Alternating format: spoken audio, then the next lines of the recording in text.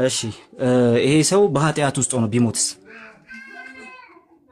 ኃጢአት ሰርቶ ቢሞት በኃጢአት ውስጥ ሆኖ ቢሞት ይኸው ቅዱስ ጳውሎስ አስቀምጠው እኮ ንስሐ ካልገባ ወደ ቅዱስ ሥጋና ክብር ደግሞ የማይመጣ ከሆነ ይህ ሰው አይድንም። ቅዱስ ጳውሎስ ፊት ለፊት ተናገረ እኮ እንደዚህ የሚያደርጉት የእግዚአብሔር መንግስት አይወርስም ብሎ በቃ ቁልጭ አድርጎ ነው ያስቀመጠው። በጣም ጥሩ። እሺ በቤተ ክርስቲያናችሁ ስለ ጸሎተ ፍትሐት የሚነገረውን ነገር ጥቂት ላንሳና ጥያቄ ልጠይቀ።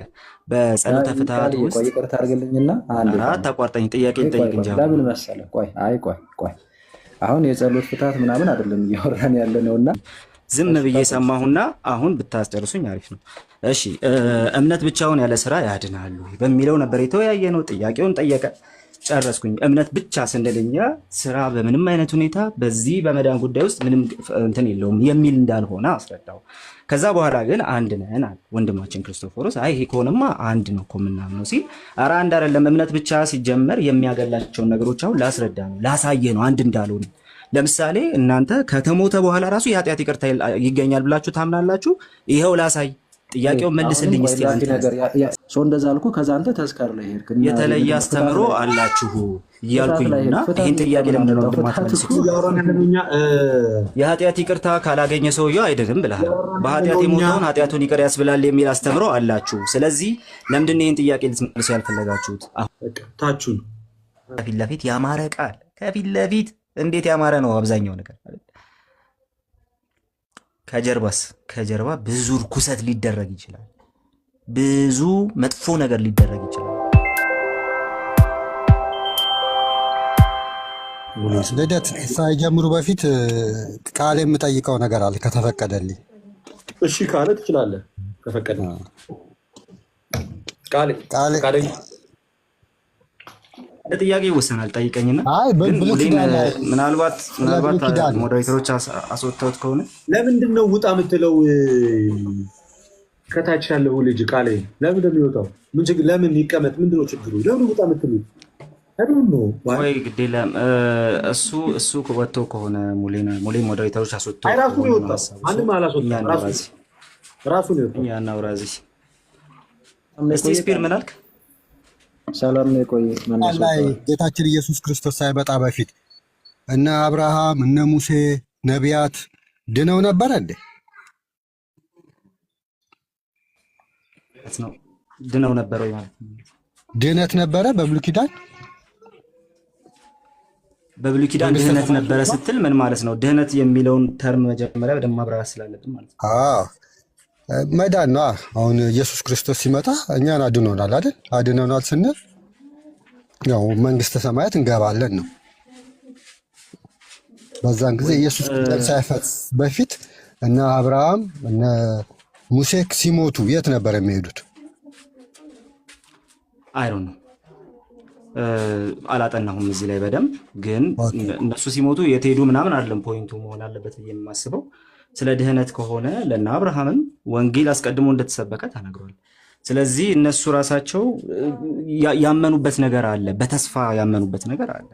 ነገር ግን እግዚአብሔር ይላል የዕብራውያኑ ጸሐፊም ሲናገር ስለኛ አንድ የተሻለን ነገር አስቀድሞ አይቶ ነበር፣ የበለጠን ነገር አስቀድሞ አይቶ ነበረ በማለት ደግሞ ይናገራል። የዛ ነገር ፉልፊልመንት እግዚአብሔር ለነሱ ጭምር ለአባቶች ጭምር ያሰበው ለነዛ ለፓትሪያርክስ ጭምር ያሰበው ያ መልካም ነገር ያ የድህነት ጉዳይ ያ በመጨረሻ እንዲወርሱት የሚያስበው ነገር ፉልፊልመንቱን የሚያገኘው ከክርስቶስ ሞትና ትንሣኤ በኋላ ነው። ቢብሊካል አስተምሮ ነው ብዬ አስባለሁ። ትክክል። እሱን እኔም የፈለግኩት ተረድተኛል። ትክክለኛውን ትምህርት ነው ብዬ አስባለሁ ዕብራውያን ላይም ስለሚል። ለዚህ ነው በጣም አመሰግናለሁ። ታንክስ። ኦኬ ይቅርታ ስልክ ይዤ ነበር። ቀጥሉ። የዳኑት ከጌታ መሞት በኋላ ነው የሚል ነው ያንተ እምነት?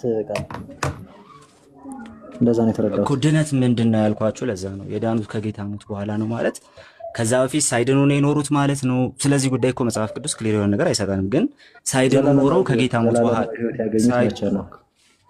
ሳይድኑ ኖረው ከዛ በኋላ ክርስቶስ ከሞተላቸው በኋላ ዳኑ የሚል ሐሳብ አይደለም ያለው።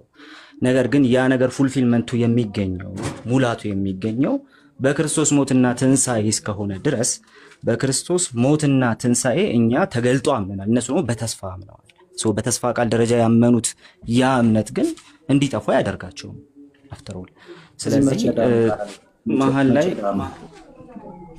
ማለት መቼ ዳኑ ሆነ ባመኑበት ቅጽበት። ስለዚህ ክርስቶስ ሳይመጣ ያምኑ በነበረው እምነት በዛ ድነዋል። ምንድን ነው መዳን ያልኩ ለዛ ነው። አሁንም ቢሆን ዳኑ ስትል ቆይ እሺ ወንድም፣ ዳኑ ስትል ኦልሬዲ ፉልፊልመንቱን አገኙ እያልክ ነው ወይስ ምንድን ነው እያልክ ያለው? አብራራ ውስጥ የድነቱ ፉልፊልመንት ተገኘ ነው ወይስ ደግሞ ከሆነ ነገር ከሌላው እዛ እነሱ በነበሩበት ዓለም የነበረው ያ ዓለም ከሚደርስበት ጥፋት እነሱ ፕሪዘርቭድ ሆኑ ነው? ምንድን ነው እያልከን ያለው? ዳኑ ሲባል እኮ ለምሳሌ ገነት መግባት የዘላለም ሕይወት ማግኘት አይደል እንዴ? ኖ እሱ ገና የሚመጣ ነገር እኮ ነው። ኦልሬዲ አብረን የምንኖርሰው ጉዳይ ነው እሱ ኦልሬዲ አብረን የምንኖርሰው ጉዳይ ነው። ገና ኮንሱሜሽን ነው እሱ ገና ነው። እስካሁን ገነት አልገቡም። ምንድን ነው ገነት ማለት ምን ማለት ነው እንዴ? ገነት ስትል ያ ምናልባት እኛ ገና ጌታ ኢየሱስ ክርስቶስ ቆይ እሺ አንድ ጊዜ ረጋበልና ክሊር መሆን ያለበትን ነገር ክሊር አድርገው ቃል ይረጋል። ሰው ገነት ስትል ገነት አለ የለም ጥያቄ ትንሽ ግራ ሰራ አንዴ ረጋበልና ቆይ ስማ ገነት ስትል እኛ ሪፕሬዘንት አድርገኝማ አፌ ላይ አትቆም። ረጋበልና ስማ ቆይ አንዴ ቆይ እንደሱ ጥሩ አይደለም። ፖለቲካውን ቶ በስርዓት ነው እያወራሁ። ምንም ፖለቲካ አይደለም። ረጋበልና አንድ ጊዜ ገነት ሲኦል ስትል ምን ማለት ነው የሚለውን ነገር ክሊር አድርግልኝ። ክሊር ለማድረግ ከሆነ አይሮ ነው። ግን አሁን አንተ ገነት ስትል ገነት አታውቀውም? ገነት ሲባል አንዴ ረጋበልና ስማ ቆይ እንዴ ገነት ስትል እኛ ጌታ ኢየሱስ ክርስቶስ ሲመጣ የምንገባበትና የምንኖርሰው ነው እያልክ ያለው ምንድን ነው እያልክ ያለው?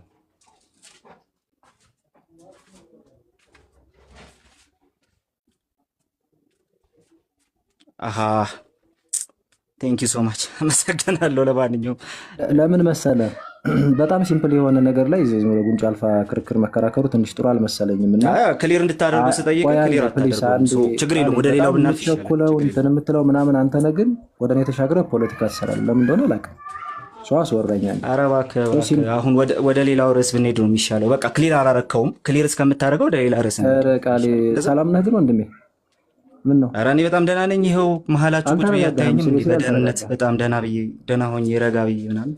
ኤኒዌይስ ወደሚቀጥለው እንጂ ኦኬ ሊቪት አንተ ያን ክሊር እስከምታደርገው እሺ። ትእዛዛትን መጠበቅ ስራ መስራት ለመዳን ለዘላለም ሕይወት ይሆናል ታምናለህ? ለዘላለም ሕይወት ሲባል ማለት ነው። ለምሳሌ ወደ ፕሮቴስታንቱ ነገረ ድህነት ስንመጣ የዘላለም ሕይወት ምንድን ነው ለአንተ? በጣም አሪፍ። እሺ እንደዚህ ላስቀምጥልህ። ስለ ዘላለም ሕይወት ወይ ደግሞ ስለ ድህነት ስንነጋገር በፕሮቴስታንቱ በእኛ በምናምነው እምነት ውስጥ መጽሐፍ ቅዱሳዊ ነው ብዬ በማስበው ትምህርት ውስጥ መጽደቅ የሚባል ነገር አለ። ደግሞ ክርስቶስን እየመሰሉ መሄድ መቀደስ የሚባል ነገር አለ። ከዛ ደግሞ መክበር የሚባል ነገር አለ። ስለዚህ ስራን የት ነው የምታስቀምጠው የሚለው ነገር ነው ወሳኝ እንጂ በነገረ ድህነት ውስጥ ስራ የሚባል ነገር ምንም አያስፈልግም አንልም እኛ ራሳችን። ይሄ የጨርስልክ ቃሌ አይ ቆይ ግልጽ ስለሆነ ነው ያስቆምኩ፣ ይቅርታ። ስለዚህ ለመዳን ስራ አስፈላጊ ነው ታምናለህ ማለት ነው? ልጨርስልህ ያልኩ ለዚህ ነው። አሁን ዝም በልና ሰማይ ልጨርስልህ አይሻልም? ቃሌ ግን ንግግርህን የሆነ ቁጣ ምናምን እያስመሰልክብኝ ነው። እንደዛ ሳታደርግ በስርዓቱ ታወራኝስ? ኧረ እባክህ አድሆሚኒየም ማለት እኮ ይሄ ነው። እኔ ያልኩህ ልጨርስልህ። አይ ቆይ እኔ ወንድማዊ ምክር ነው ስትመልስልኝ በጣም በቁጣ ምናምን ነገር ነው ወይ የተቀየምከኝ ነገር አለ እንዴ? ኧረ እኔ ዛሬ እኮ ነው ያዋራሁት። እሺ ቆይ ምከረኝና ጨርስና እኔ ልቀጥል መሰለኝ። እንደዛ አይደለም ስትመልስልኝ የሆነ ቆጣ ምናምን እንደዚህ እንትን አትበልብኝ። በቃ ኖርማሊ በመማማር አይነት ሂደት ውስጥ ነው መወያየት ደስ የሚለኝና በዛ ልክ መልስልኝ። ኦኬ ስለ ጥያቄ ምንድን ነበር መሰለህ? እንመለስና በፍቅር እንድናወራ ከመፈለግ አንጻር ነው። ምክሯን ስለጨረስኩኝ አሁን ደግሞ እኔ ልቀጥል። ለመዳን ያስፈልጋሉ ያደል ያልከው። ስለዚህ አሁን አንተ አታቋርጠኝም ማለት ነው። እንደ ታናሽ ወንድም ምክር እኔም እየተቆጣሁኝ ሳይሆን እንትን እያደረግኩህ ነው። ልጨርስልህ ስልህ መሀል መግባት የለብህም። ያልጨረስኩት ሀሳብ አለ ማለት ነው። ሚስ ኢንተርፕሬት ሊደረግ ስለሚችል ልጨርስ ካልኩኝ ማስጨረስ ስላለብህ ማለት ነው ወንድም እንጂ በተአምር ለምን እቆጣለሁ አንተን ውድ ወንድም። ኤኒዌይ ግን ልቀጥል። እንግዲህ ስራ ለድህነት ያስፈልጋል ወይስ አያስፈልግም ሲባል ስራና ድህነት ተነጣጥለው የሚታዩ ነገሮች ስላልሆኑ ድህነት ውስጥ ስራ ምንድን ነው ተግባሩ፣ ቦታው የት ነው የሚለው ነገር በጣም ወሳኝ ነው። ስለዚህ እኛ ስንመለከተው መጽሐፍ ቅዱስንም ስናነብ እንደዚህ ነው የምናምነው። መጽሐፍ ቅዱስ የሚነግረን መጽደቅ የሚባለው ነገር ላይ ስራ የሚባል ወይ ደግሞ መጀመሪያ በእግዚአብሔር ፊት ስንታይ አንድ የማያምን ሰው ወር ደግሞ አንድ ለጥፋት በቃ እንትን ብሎ የነበረ ሰው ወደ ክርስቶስ ሲመጣ መጀመሪያ ስራ አይጠየቅም። መጽሐፍ ቅዱስ ሮሜ ላይ ገላትያ ላይ የሚነግረን ነገር እሱ ነው። ኤፌሶን ላይ ጸጋው በእምነት አድኗችኋል ከእናንተ አይደለም ሲለን፣ ደግሞ በክርስቶስ ያመንነው እምነት ጽድቅ ሆኖ ይቆጠርልናል ሲለን እንትን ነው። ለምን መሰለ ቃሌ ቆይ አንዴ አንደኛ አይነጣጠልም፣ በመዳን ጉዳይ ላይ እምነትና ስራ አይነጣጠልም የሚል ነገር ነገርከኝና ከዛ ግን ኢኒሻል ሳልቬሽኑ ላይ ስላለው ነገር ነው በተወሰነ መልኩ እያነሳ ያለው እና እሱ ጋር ችግር የለውም። ትልቁ ጉዳይ ግን መሀል ገባህብኝ እንጂ አሁንም ልጨርስ። አንድ አርቲኩሌት አድርጌ እዛች ጋር ቱ ዘ ፖይንት እንድትመልስልኝ ነው። በመዳናችን ጉዳይ ላይ ስራ አስፈላጊ ነው ወይስ አይደለም፣ ወይም ለመዳን ያስፈልጋል ወይስ አያስፈልግም የሚለውን ፖይንት ብቻ ያስፈልጋል ወይም አያስፈልግም ብለህ ብታብራራ ደስ ይለኝ ነበር። ክሊር አድርገው። እሺ ለመዳን ስትል ድነት ለኛ በሶስት ዋና ዋና ሀሳቦች ላይ የቆመ ስለሆነ አሁንም ክሊር አድርገው። ለመዳን ስትል ምን ማለት ነው? ለጽድቅ ነው? በቅድስና የመቀደስን ጉዳይ ነው እያነሳ ያለው? መክበርን ነው? ምንድን ነው እያነሳ ያለው? እየተቀደሱ መሄድ ሊሆን ይችላል። ዞሮ ያያ ሄዶ የዘላለም ሕይወትን መውረስ አይደለም መንግስተ ሰማያት መግባትን ሁሉ ያጠቃልላል። በዛ ሂደት ውስጥ ስራ ያስፈልጋል። ስለዚህ ስለጠየቀኛው ምላሹ ልስጥ። አሁንም ስለ መጽደቅ ከሆነ ለመጽደቅ በእግዚአብሔር ፊት አስቀድሞ ለመታየት ምንም አይነት ስራ አያስፈልግም። በክርስቶስ ማመን ብቻውን በቂ ነው። ነገር ግን መቀደስ ወደምንለው ሐሳብ ክርስቶስን መምሰል ወደምንለው ሐሳብ ስንመጣ በጎ ስራ ለመስራት እንዳንታክት፣ እንደዚሁም ደግሞ በመልካም አኗኗራችን በፍሬያችን እንድንገለጥ መጽሐፍ ቅዱስ ይነግረናል። ስለዚህ ያ የጸደቅንበት እምነት የሚያፈራ ስለሆነ እምነታችን በስራ ካልተገለጠ በስተቀር የሞተ እምነት፣ የሚያጸድቅም እምነት አይደለም፣ የሞተ እምነት ነው የሚሆነው። ስለዚህ የግድ በመቀደሳችን ውስጥ ክርስቶስን እየመሰልን በመሄዳችን ውስጥ በስራ መገለጣችን በጣም ግዴታ ነው። ስለዚህ በነገረ ድህነት ውስጥ ስራ ስፍራው ይሄ ነው። ስለዚህ ኢኒሻል ሳልቬሽን ላይ ለምሳሌ አሁን እኛም እንደምንለው እናምናለን፣ እንጠመቃለን፣ ቅዱስ ሥጋና ክቡር ደሙን እንበላለን፣ እንጠጣለን፣ ልጅ ሆን። ከዛ በኋላ ግን በተቀበልነው ጸጋ ፍሬ እያፈራን ስራ እየሰራን እስከ መጨረሻው ጸንተን መኖር አለብን ብለን እናምናለን። ልክ እንደዛ አንተም በእምነት በኩል መተን እንጸድቅና ያልከኝ ምናልባት አሁን ወደ ጥምቀት እናንተን ምናልባት ተቀበለዋል አትቀበለውም ባላቅም፣ በህይወት ዘመናችን ግን ያለ ስራ ከሆነ የምንኖረው አንድንም የዘላለም መንግስቱን ወይ መንግስተ ሰማያትን አንገባም። አይ ቲንክ እንደዛ ነው የተረዳው። እንደዚህ ነው። ስለዚህ ሲጀመር ያመንበት እምነት ያመነው እምነት ራሱ የሚያፈራ ነው። ካልሆነ ግን ሲጀመር ራሱ የማይሰራ እምነት አለ ሉተር፣ የማይሰራ እምነት የማያጸድቅ እምነት ነው ማለት ይናገራል። ካልቪንም ልክ እንደዛው ደግሞ እምነት ብቻ ስንል ወይ ደግሞ ስለ እምነት ስናወራ ኦፍኮርስ የጸደቅነው በእምነት ብቻ ነው። ነገር ግን ያ እምነት ብቻውን ዝም ብሎ የሚኖር አይደለም፣ በስራ የሚገለጥ ነው ይላል። ስለዚህ ሲጀመር መልካም ተግባር የሌለው ፍሬ የሌለው ግን ጸድቅ ያለው የሚል ሰው ካለ የሚያጸድቅ እምነት አለ። ያመነው ሲጀመር ራሱ ያመነው የሚያጸድቅ የሚያፈራልም የሞተ እምነት የአጋንንት አይነት እምነት ነው ብለን እናምናለን። ስለዚህ ስራ በመቀደስ ውስጥ እጅግ በጣም የሚያስፈልገን ጉዳይ ነው። ነገር ግን ለመጽደቅ በምንም አይነት ሁኔታ አንሰራ፣ ምንም አይነት መልካም ስራ ለመጽደቅ። ስለዚህ ቃሌ ምናልባት ተሳስቼ ከሆነ ታርመኛለን። አሁን የሰማሁ እንዴት ብዬ ነው? እምነት ያለ ስራ እምነት ብቻ ማለት ነው፣ የአጋንንት እምነት ነው እንዳልከኝ የሰማሁት። ኦፍኮርስ የማያጸድቅ እምነት ነው። ሲጀመር የማያጸድቅ እምነት ነው። ሰው ጸድቅ ያለው ብሎ አምኖ ምንም አይነት መልካም ተግባር ምንም አይነት የመንፈስ ፍሬ የማይገለጥበት ከሆነ እምነቱ የውሸት ነው። አምኛለሁ ጸድቅ ያለው እምነት ራሱ የውሸት ነው። ስለዚህ አንድ ሰው የሚድነው የሚጸድቀው ወይም ወደ እግዚአብሔር መንግስት የሚገባው አምኖ ስራ ሲሰራ እንጂ በእምነቱ ብቻና ብቻ ከስራ ውጭ በሆነ እምነት አይድንም ነው አይደል? ወደ እግዚአብሔር መንግስት ሲገባ ስትል ስለ መክበር እያወራህ ነው። የእግዚአብሔር መንግስት መውረስ ማለት ነው። በቃ እንደዚህ እናድርገው ከፍ አድርገን። በጣም ጥሩ። የእግዚአብሔር መንግስት ሰው የሚወርሰው በእምነቱ በስራው አይደለም። ነገር ግን ያ እምነት የሚገለጠው በስራ። ስለዚህ ያመነው እምነት ኤቪደንስ ነገር ቅድም እምነትና ስራ ይነጠቀው ይቅርታ፣ እሺ አርቲክሌት አድርገህ እንድትመልስልኝ ነው። እምነትና ስራ አይነጠልም እና ከስራ የተለየ እምነት ያጋንንት እምነት ነው፣ የሞተ እምነት ነው፣ ለጽድቅ አይሆንም ስላልከኝ አሁን ደግሞ ግራ እንዳልጋባ ወይም ስንሰማህ አጉል በሌላም እንዳንረዳ፣ ታዲያ የስራ እንትን ምንድን ነው ማለት ትንሽ ተንታታ። የእምነታችን ያጸደቀን እምነት ኤቪደንስ ነው። ምን አልከኝ? ታዲያ ያ የጸደቅንበት እምነት ኤቪደንስ ነው። ያመንነው እምነት ትክክለኛ እምነት መሆኑን ትክክለኛ አማኞች መሆናችንን የሚያሳይ ኤቪደንስ ነው። እሱ ኤቪደንስ ከሌለ ትክክለኛ አማኞች ነው ማለት አንችልም። ቃልዬ ግን እኮ አማኞች ሆነው የጽድቅ ስራ ወይም ደግሞ ትክክለኛ ክርስቲያናዊ ያልሆነ ስራ የሚሰሩ ሰዎች አሉ አይደል እንዴ? ማለት አማኞች ሆነው ትክክለኛ ያልሆነ ስራ ክርስቲያኖች በክርስቶስ እያሉ ለምሳሌ በክርስቶስ እያሉ ፍሬ ላያፈሩ ይችላሉ። የመንፈስ ፍሬ ላይኖራቸው ይችላል። ወይም ኃጢአት ይሰራሉ አይደል እንዴ? ኦኬ ኃጢአት ስለመስራት ነው ወይስ ደግሞ ኃጢአት ስለመስራት ነው ወይስ ደግሞ ከናካቴው ምንም አይነት ፍሬ ስላለማፍራት ነው? የትኛው ነው? አሁን እኮ እንትን ነው ቃልዬ፣ ትንሽ እኔ ግራ የተጋባሁት ምን መሰለህ?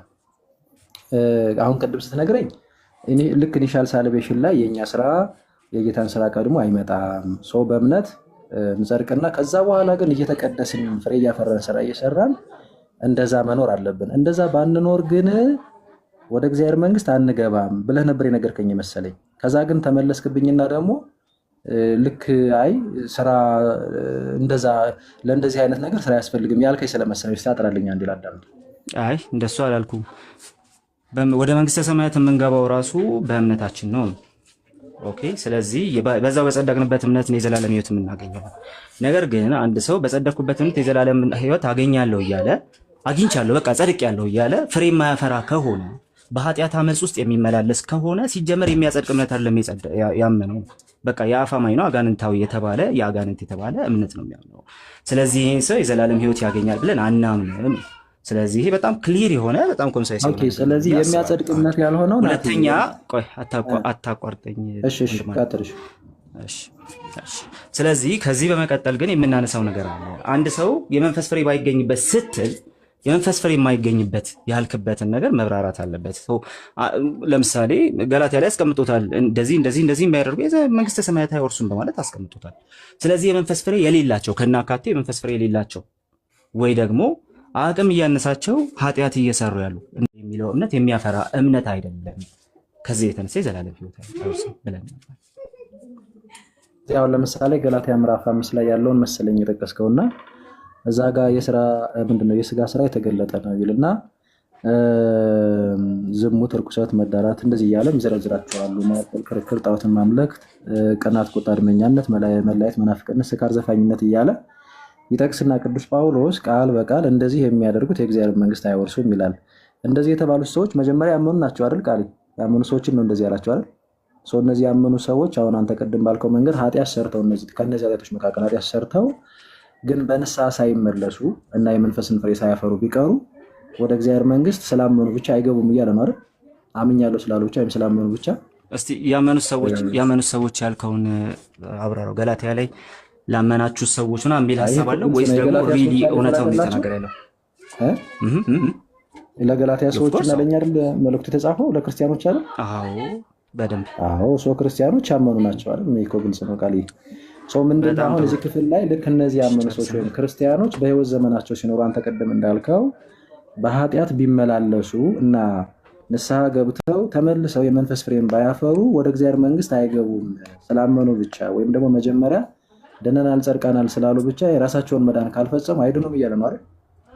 አዎ በደንብ ኦኬ። ስለዚህ በህይወት ዘመናቸው የራሳቸውን መዳን እየፈጸሙ ምንድነው ኃጢአት ሲሰሩ ወይም ደግሞ የስጋ ስራ ሲሰሩ ከዛ የስጋ ስራ እየተመለሱ ንስሐ እየገቡ አይመስለኝም። እንደዛ እኛ ምናምን እኔ እስኪ ልጠይቅህና እንደዛ ከሆነ እስኪ እኔ ልጠይቅህ ምን ይመስላል?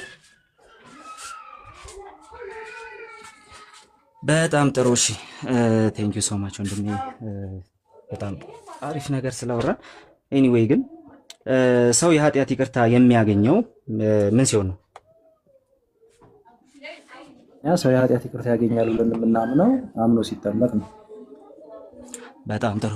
አምኖ ሲጠመቅ የኃጢአት ይቅርታ ያገኛል። አምኖ የተጠመቀው ሰውዬ በኃጢአት ውስጥ ቢመላለስስ? አምኖ የተጠመቀው ሰውዬ በኃጢአት ቢመላለስ ንስሐ ይገባና ወደ ጌታችን መድኃኒታችን ኢየሱስ ክርስቶስ ቅዱስ ሥጋውና ክቡር ደሙ ወይም ቅዱስ ቁርባን ይመጣል። ያኔ ቅዱስ ሥጋውና ክቡር ደሙን በልቶ ጠጥቶ ከኃጢአቱ ይታጠባል። ያኔ በቅድስና ህይወት ቢመላለስ ፍሬ ቢያፈራና ቅድም እንዳልኩህ እስከ መጨረሻው ጸንቶ ሲያጠፋ ንስሐ እየገባ ቅዱስ ሥጋውና ክቡር ደሙን እየበላ እየጠጣ ቢጸና ይሄ ሰው ልጅ ስለሆነ ወራሽ ነው። እሺ ይሄ ሰው በኃጢአት ውስጥ ሆኖ ቢሞትስ? ኃጢአት ሰርቶ ቢሞት በኃጢአት ውስጥ ሆኖ ቢሞት ቅዱስ ጳውሎስ አስቀምጠው እኮ ንስሐ ካልገባ ወደ ቅዱስ ሥጋና ክቡር ደግሞ የማይመጣ ከሆነ ይህ ሰው አይድንም። ቅዱስ ጳውሎስ ፊት ለፊት ተናገረ እኮ እንደዚህ የሚያደርጉት የእግዚአብሔር መንግስት አይወርስም ብሎ በቃ ቁልጭ አድርጎ ነው ያስቀመጠው። በጣም ጥሩ። እሺ በቤተክርስቲያናችሁ ስለ ጸሎተ ፍትሐት የሚነገረውን ነገር ጥቂት ላንሳና ጥያቄ ልጠይቀህ። በጸሎተ ፍትሐት ውስጥ ይቅርታ አድርግልኝና አታቋርጠኝ፣ ጥያቄ ልጠይቅ እንጂ ለምን መሰለህ? ቆይ አሁን የጸሎት ፍትሐት ምናምን አይደለም እያወራን ያለ ነው እና ስራና እምነት ላይ ስለሆነ ስለ ኃጢአት ይቅርታ ስለሆነ እያወራ ያለሁት ሪሊ ሰው በኃጢአት ሞቶ ራሱ ኃጢአቱ ይቅር ሊባል ይችላል የሚል ትምህርት ያለ አንድ ጊዜ እስካሁን ተጠይቄ ታቆራርጡኛላችሁ ጋይስ? ጥያቄ ልጠይቅ እንጂ ቱጭ እኮ አልጠየቅኩም። ቃሌ አክቹዋሊ የመልስለት ካለኝ እመልስለታለሁ፣ ችግር የለም። እርሳችን ፍትሐት ስላልሆነ ነው እኮ ብትመልስልኝ ደስ ይለኛል። አሁን ጥያቄው መልስልኝ። ፕሊስ አዳምጡ። ሚዩት አድርግልኝ። ቃሌ ድምፅ አለ አንተ ጋር በጣም ከኋላ ከበስተጀርባ ኃይለኛ ድምፅ አለ።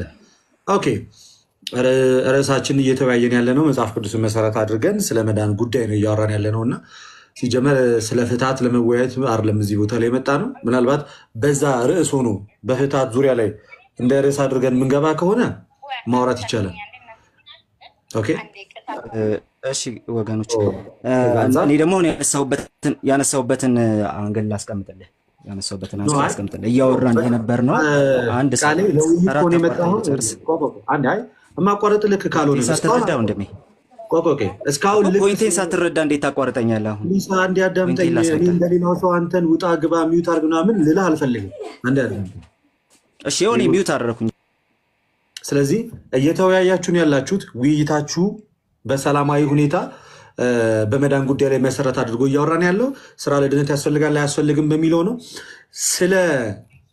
ይሄ ምንድነው ስለተስካ ወይም ስለምንድን ነው አሁን ስለተነሳው ነገር ከሆነ ራሱን ችላችሁ በራሱ ሰዓት ክርስቶፎረስ ርዕስ አርጋችሁት ርዕሱን ቀይራችሁት በዚህ ርዕስ ሳይሆን ራሱን የቻለ ርዕስ አርጋችሁት ቁጭ ብላችሁ የምታወሩ ከሆነ ወይ በዛ መቀጠል ትችላላችሁ። ካልሆነ ግን በእምነት ብቻ ይዳናል የሚለው ስህተት ነው። ስራ ለድነት ያስፈልጋል የሚለው መሰረታዊ ትምህርት ነው ብለን ነው ከቅድም ጀምሮ እየተወያየን የነበረው እና ስለዚህ ከዚህ ፍሬም ሳይወጣ የምትወያዩ ከሆነ ቀጥሉ። ጥያቄህም በዚህ ላይ መሰረት ያደረገ ከሆነ ከርዕሱ ሳይወጣ ዩክን ጎ ሄድ። ከዛ ውጭ ግን ስለ ፍትሐት ስለሌላ ነገር ምናምን አሁንም አታስጨርሰኛለህ ብዬ አስባለሁ። እንዲህ ዝም ብዬ ሰማሁና አሁን ብታስጨርሱኝ አሪፍ ነው። እሺ እምነት ብቻውን ያለ ስራ ያድናሉ በሚለው ነበር የተወያየ ነው። ጥያቄውን ጠየቀ፣ ጨረስኩኝ። እምነት ብቻ ስንልኛ ስራ በምንም አይነት ሁኔታ በዚህ በመዳን ጉዳይ ውስጥ ምንም እንትን የለውም የሚል እንዳልሆነ አስረዳው። ከዛ በኋላ ግን አንድ ነን አለ ወንድማችን ክርስቶፎሮስ። አይ ይሄ ከሆነማ አንድ ነው እኮ የምናምነው ሲል፣ ኧረ አንድ አይደለም። እምነት ብቻ ሲጀመር የሚያገላቸውን ነገሮች አሁን ላስረዳ ነው ላሳየ ነው አንድ እንዳልሆነ። ለምሳሌ እናንተ ከተሞተ በኋላ ራሱ የኃጢአት ይቅርታ ይገኛል ብላችሁ ታምናላችሁ? ይኸው ላሳይ። ጥያቄውን መልስልኝ እስቲ አንተ። ስለዚህ ይህን ጥያቄ ለምንድን ነው ልታቋርጡኝ የፈለጋችሁት? አይደለም ቃል ለምን መሰለህ? በቃ ውይይቱን ወይ ከኔ ጋር እንቀጥላለን። ይችን ብቻ እንዴ ልበል እሱን ከርዕስ ሳይወጣ ይችን ብቻ ወንድሜ ቃሌ በጣም ይቅርታ አድርግልኝና ማለት እንትን ነው አንድ ነን ልክ ብዬ የተናገርኩበት አውድና እንትን የተነሳንበት ርዕስ ላይ ነው። ያ ማለት ምንድነው መሰለ አንተ ምን አልከኝ? ልክ አንድ ሰው በእምነት ይጸድቅና ከዛ ግን በህይወት ዘመኑ እምነቱን በስራ እየፈጸመ ፍሬ እያፈራ እንደዛ መኖር አለበት። እንደዛ ሆኖ የማይኖር ከሆነ ይሄ ሰው ወደ እግዚአብሔር መንግስት አይገባም አልከኝ። ሶልደት ከዚህ የተለየ አስተምሯለን እኛ እዚህ ርዕስ ላይ እንደዚህ ማካመን ከአንድ ነን እምነትን ብቻ ፈረስኩ ባይዙ ሰው እንደዛ አልኩ። ከዛ አንተ ተስካር ላይ ሄድክ። የተለየ አስተምሮ አላችሁ እያልኩኝና ይህን ጥያቄ ለምንድን ነው የኃጢአት ይቅርታ ካላገኘ ሰውየው አይድንም ብለሃል። በኃጢአት የሞተውን ኃጢአቱን ይቅር ያስብላል የሚል አስተምሮ አላችሁ። ስለዚህ ለምንድን ነው ይህን ጥያቄ ልትመልሱ ያልፈለጋችሁት? ታችሁን አንተ ምንድን ነው አፈረ በጭራሽ ራሱን ችሎ ቆሞ መወያየት የማይችል ሰው በጣም አምሶሪ በጭራሽ በራሱ ችሎታ መወያየት በርዕስ ቁጭ እኔ አይ ቻሌንጅ ፕሮቴስታንት በርዕሳችሁ ላይ በተነሳው ርዕስ ላይ መወያየት ከቻላችሁ እውነቱን ለመናገር እኔ አጋጥሞኝም አያውቅም። ከስንት አንድ በተነሳው ሀሳብ ላይ መወያየት የሚችል ሰው አይኖርም። ሁሌ ነገሮችን ሺፍት በማድረግ ወይ እንዳላወራ አደረጉኝ ከዛም በኋላ ሌላ ፖለቲካ መስራት ምናምን ነገር ምትወያይ ከሆነ አልጠየቅኩም። ቃሌ አክቹዋሊ የመልስለት ካለኝ መልስለታለሁ፣ ችግር የለም። እርሳችን ፍትሐት ስላልሆነ ነው እኮ ብትመልስልኝ ደስ ይለኛል። አሁን ጥያቄው መልስልኝ። አረፕሊስ አዳም ሚዩት አድርግልኝ። ቃሌ ድምፅ አለ አንተ ጋር በጣም ከኋላ ከበስተጀርባ ኃይለኛ ድምፅ አለ። ኦኬ ርዕሳችን እየተወያየን ያለ ነው መጽሐፍ ቅዱስን መሰረት አድርገን ስለ መዳን ጉዳይ ነው እያወራን ያለ ነው እና ሲጀመር ስለ ፍትሐት ለመወያየት አይደለም እዚህ ቦታ ላይ የመጣ ነው። ምናልባት በዛ ርዕስ ሆኖ በፍትሐት ዙሪያ ላይ እንደ ርዕስ አድርገን የምንገባ ከሆነ ማውራት ይቻላል። ኦኬ እሺ ወገኖች፣ እኔ ደግሞ ያነሳሁበትን አንገል ላስቀምጥልህ። እያወራን የነበር ነው አንድ የማቋረጥ ልክ ካልሆነ ሳትረዳ ወንድሜ እስካሁን ፖይንቴን ሳትረዳ እንዴት ታቋርጠኛለህ? አሁን እንዲያዳምጠኝ እንደሌላው ሰው አንተን ውጣ ግባ ሚዩት አድርግ ምናምን ልልህ አልፈልግም። እሺ ሆኔ ሚዩት አደረኩኝ። ስለዚህ እየተወያያችሁን ያላችሁት ውይይታችሁ በሰላማዊ ሁኔታ በመዳን ጉዳይ ላይ መሰረት አድርጎ እያወራን ያለው ስራ ለድነት ያስፈልጋል አያስፈልግም በሚለው ነው። ይሄ ምንድነው ስለ ተስካ ወይም ስለምንድን ነው አሁን ስለተነሳው ነገር ከሆነ ራሱን ችላችሁ በራሱ ሰዓት ክርስቶፎረስ ርዕስ አርጋችሁት ርዕሱን ቀይራችሁት በዚህ ርዕስ ሳይሆን ራሱን የቻለ ርዕስ አርጋችሁት ቁጭ ብላችሁ የምታወሩ ከሆነ ወይ በዛ መቀጠል ትችላላችሁ። ካልሆነ ግን በእምነት ብቻ ይዳናል የሚለው ስህተት ነው። ስራ ለድነት ያስፈልጋል የሚለው መሰረታዊ ትምህርት ነው ብለን ነው ከቅድም ጀምሮ እየተወያየን የነበረው እና ስለዚህ ከዚህ ፍሬም ሳይወጣ የምትወያዩ ከሆነ ቀጥሉ። ጥያቄህም በዚህ ላይ መሰረት ያደረገ ከሆነ ከርዕሱ ሳይወጣ ዩክን ጎ ሄድ። ከዛ ውጭ ግን ስለ ፍትሐት ስለሌላ ነገር ምናምን አሁንም አታስጨርሰኛለህ ብዬ አስባለሁ። እንዲህ ዝም ብዬ ሰማሁና አሁን ብታስጨርሱኝ አሪፍ ነው። እሺ እምነት ብቻውን ያለ ስራ ያድናሉ በሚለው ነበር የተወያየ ነው። ጥያቄውን ጠየቀ፣ ጨረስኩኝ። እምነት ብቻ ስንልኛ ስራ በምንም አይነት ሁኔታ በዚህ በመዳን ጉዳይ ውስጥ ምንም እንትን የለውም የሚል እንዳልሆነ አስረዳው። ከዛ በኋላ ግን አንድ ነን አለ ወንድማችን ክርስቶፎሮስ። አይ ይሄ ከሆነማ አንድ ነው እኮ የምናምነው ሲል፣ ኧረ አንድ አይደለም። እምነት ብቻ ሲጀመር የሚያገላቸውን ነገሮች አሁን ላስረዳ ነው ላሳየ ነው አንድ እንዳልሆነ። ለምሳሌ እናንተ ከተሞተ በኋላ ራሱ የኃጢአት ይቅርታ ይገኛል ብላችሁ ታምናላችሁ? ይኸው ላሳይ። ጥያቄውን መልስልኝ እስቲ አንተ። ስለዚህ ይህን ጥያቄ ለምንድን ነው ልታቋርጡኝ የፈለጋችሁት? አይደለም ቃል ለምን መሰለህ? በቃ ውይይቱን ወይ ከኔ ጋር እንቀጥላለን። ይችን ብቻ እንዴ ልበል እሱን ይችን ብቻ ወንድሜ ቃሌ በጣም ይቅርታ አድርግልኝና ማለት እንትን ነው አንድ ነን ልክ ብዬ የተናገርኩበት አውድና እንትን የተነሳንበት ርዕስ ላይ ነው። ያ ማለት ምንድነው መሰለ አንተ ምን አልከኝ? ልክ አንድ ሰው በእምነት ይጸድቅና ከዛ ግን በህይወት ዘመኑ እምነቱን በስራ እየፈጸመ ፍሬ እያፈራ እንደዛ መኖር አለበት። እንደዛ ሆኖ የማይኖር ከሆነ ይሄ ሰው ወደ እግዚአብሔር መንግስት አይገባም አልከኝ። ሶልደት ከዚህ የተለየ አስተምሯለን እኛ እዚህ ርዕስ ላይ እንደዚህ ማካመን ከአንድ ነን እምነትን ብቻ ፈረስከው ባይዙ ሰው እንደዛ አልኩ። ከዛ አንተ ተስካር ላይ ሄድክ። የተለየ አስተምሮ አላችሁ እያልኩኝና ይህን ጥያቄ ለምንድን ነው እንደማትመልሱት? የኃጢአት ይቅርታ ካላገኘ ሰውየው አይድንም ብለሃል። በኃጢአት የሞተውን ኃጢአቱን ይቅር ያስብላል የሚል አስተምሮ አላችሁ። ስለዚህ ለምንድን ነው ይህን ጥያቄ ልትመልሱ ያልፈለጋችሁት? ታችሁን አንተ ምንድን ነው አፈረ በጭራሽ ራሱን ችሎ ቆሞ መወያየት የማይችል ሰው በጣም አምሶሪ በጭራሽ በራሱ ችሎታ መወያየትም በርዕስ ቁጭ እኔ አይ ቻሌንጅ ፕሮቴስታንት በርዕሳችሁ ላይ በተነሳው ርዕስ ላይ መወያየት ከቻላችሁ እውነቱን ለመናገር እኔ አጋጥሞኝም አያውቅም ከስንት አንድ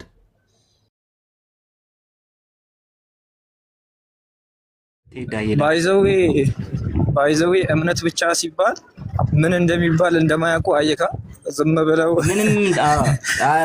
ብለው አጋንንታዊ ነው የሚል ሰው እንደሚሰሙ ትምህርቱን እራሱ አያውቁትም። አንድ ነን አለ እኮ የእኛን ኤክስፒሪየንስ ታደርግለት አንድ ነን አለ እና አሁን እምነት ብቻ ፈረሰ ይላል ማለት ነው። ጋይስ እምነት ብቻ የሚለውን ትምህርት ስራ የሚባል ነገር አያስፈልግም፣ ምንም በየትኛውም ሁኔታ ስራ የሚባል ነገር አያስፈልግም ብሎ የሚፈታ አንድም ሰው የለም። አንድም ሰው እንደዛ ብሎ አይፈታም። አንድም ፕሮቴስታንት እንደዛ ብሎ አይፈታም። ኦኬ እንደው ካልቪን አይደለ በጣም ነገሩን እንትን አደረገው የሚባለው ካልቪን ራሱ የዳነ ሰው ያ የተመረጠው የዳነው ሰው ራሱ በዚህ በተሰጠ ህይወት ውስጥ ለመኖር በውስጡ ካለው ክፉ ሐሳብ ሰይጣናዊ ሐሳብ የተነሳ በዛ ሰይጣናዊ ልብ የተነሳ የማያቋርጥ ጥረት ያስፈልጓል ይላል ካልቪን ራሱ። እምነት ብቻ ስራ የሚባል ነገር አያስፈልግም ማለት አይደለም ስትባሉ እምነት ብቻ ፈረሰ የምትሉ ሰዎች አይምሯችሁ ውስጥ ያለው የእምነት ብቻ ቨርዥን ነው የፈረሰው። ስለዚህ በጣም ደስ ይለናል እናንተ በእውነት ማይ ጋድ። ለማንኛውም ግን የኦርቶዶክስ የድነት ትምህርት በምንም አይነት ሁኔታ የፕሮቴስታንቱ የድነት ትምህርት ፊት ለፊት መቆም አይችልም። ጋይስ ይኸው አይ ቻሌንጅ ዩ። ይኸው ቻሌንጅ ልትደረጉ ስትሉ ማባረር ሳይሆን እስቲ ኑና ይኸው ቻሌንጅ አርጉ። ከእናንተ ቤት ስለተባረርን ኑ ግቡና ቻሌንጅ አርጉ። ቤት ከፍቶ ዝም ብሎ ማውራት ሳይሆን ኑ ግቡና ቻሌንጅ አርጉ እስቲ። ኦ ማይ ጋድ አላችሁ ጋይስ። ማን ነው የተባረረው? ስለምን ማባረር? እኔ ተባረሬው ቤት ከፈትኩ። ስባረር ቤት ከፈትኩ። ጌታን አላየውም። እስቲ አውሩን፣ ምንድን ነው የተፈጠረው? እምነት ብቻ ሲባል ስራ ያስፈልጋል ወይስ አያስፈልግም የሚል ጥያቄ ተነሳና ስራ ያስፈልጋል ስትል ምን ማለትህ ነው ብዬ ጠየቅኩኝ። ማለት ስራ ያስፈልጋል ስል ምን ማለትህ ነው? ስለ ጽድቅ ነው እያወራ ያለው? ስለ መቀደስ ነው ወይስ ደግሞ ስለ መክበር? ምንድን ነው እያወራ ያለው? አይ ስለ ድነት። እሺ ፕሮቴስታንቱ የሚያምነው እንደዚህ ነው። በመጽደቅ ውስጥ በምንም አይነት ሁኔታ ስራ የሚባል ነገር አያስፈልግም በምንም አይነት ሁኔታ። ኦኬ። ከዛ በኋላ ደግሞ በቀደስ ላይ ከሆነ አንድ ሰው እምነቱን ኤቪደንትሊ ማሳየት የሚችለው በመልካም ፍሬ ነው። ስለዚህ ሰው መልካም ፍሬ በማፍራት ያመነበትን ያንን እምነት ያሳያል። ታዲያ ሰው መንግሥተ ሰማያት የሚገባው በምንድን ነው? በስራው አይደለም፣ በእምነቱ ነው። ያ እምነቱ ግን የሚገለጠው በመንፈስ ፍሬ ነው። በአመፅ የሚመላለስ ከሆነ ያ ሰው ሲጀመር የሚያጸድቅ እምነት አላመነም ማለት ነው። እንደዛ ከሆነማ አንድ ነን አለ። ኦኬ አንድ ነን። እንደዛ ከሆነ አንድ ግን አይደለንም። እስቲ ስለ ጸሎተ ፍትሐት እናውራና አንድ መሆናችንን እንመልከት ስል ተባረር የመጣው ማለት ነው። ለማንኛውም ይኸው አሁን ዊ ቻሌንጅ ዩ። የእናንተ የድነት ትምህርት የፕሮቴስታንት የነገረ ድነት ትምህርት ፊት ለፊት በጭራሽ መቆም አይችልም። በምንም አይነት ሁኔታ ሊቆም አይችልም። ይኸው ይህን ቻሌንጅ እዚህ እናቀርቧል። ዛሬም ተደገመ። ባለፈውም ተባረናል፣ ዛሬም ተደገመ። እንደዛ ነበር። አማኒ ዳኒ ነበር ካል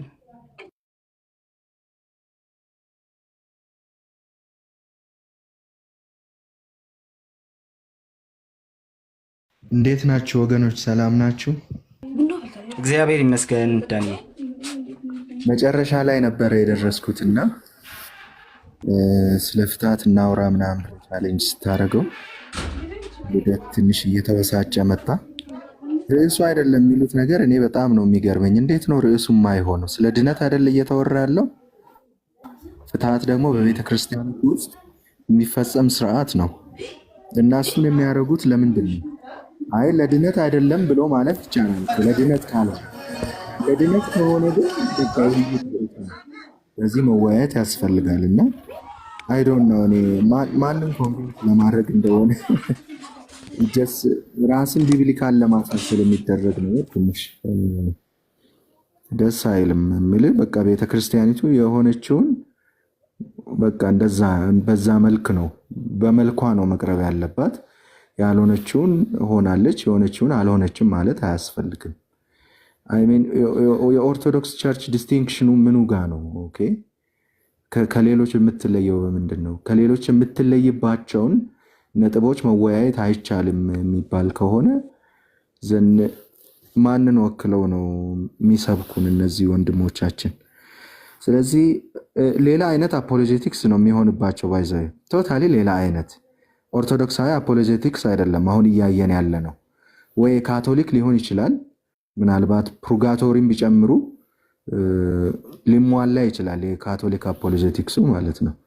ወይንም ደግሞ ሌላ አይነት ሌላ ሃይማኖት የኢትዮጵያ ኦርቶዶክስ ተዋህዶን ወክለው ግን የአፖሎጄቲክስ ስራ የሚሰሩ ከሆነ ቤተክርስቲያኒቱ የምታምነውን ነገር ዲፌንድ ማድረግ አለባቸው። ሳይድ ወክ እያደረጉ ከሌሎች ጋር ብቻ የሚያመሳስላትን ነጥብ መወያየት ማለት ቤተክርስቲያኒቱን የሚወክል አካሄድ አይደለም እና አይዶን ነው እኔ እንዴት እንደሆነ ግራ ነው የሚገባኝ በእውነት። አሁን ስለ ኦርቶዶክስ ኮንቪንስድ መሆን ብፈልግ እነዚህ ልጆች የሚያወሩት ነገር ኦርቶዶክስ እንደማይወክል አይናው። ስለዚህ የኦርቶዶክስ አስተምሮ ትክክል ነው ብለው ኮንቪንስ ሊያደርጉኝ አይችሉም። እነዚህ ወገኖች ትምህርቱን እየሸራረፉ ነው እንትን እያሉ ያሉት፣ ሳይድ ወክ እያደረጉ ነው። ስለዚህ እነዚህ ሁሉ ነገሮች መብራራት አለባቸው። ካላብራሩ ሌላ ሃይማኖት ነው ዲፌንድ እያደረጉ ያሉት። ነጠላ ለብሰው ቁጭ ማለት የለባቸው። ኦርቶዶክሳዊንን ማለትም አይገባቸውም እና ሰው ትንሽ ያስቸግራል። ያ እንግዲህ ስለማይሰለቸን እኛ እናንብብላችሁ። ትምህርታችሁ ሪሊ ከኛ ትምህርት ጋር አንድ አይደለም። ሲጀመር የፕሮቴስታንቱ የድነት ትምህርት ጋር የሚደርስ አይደለም።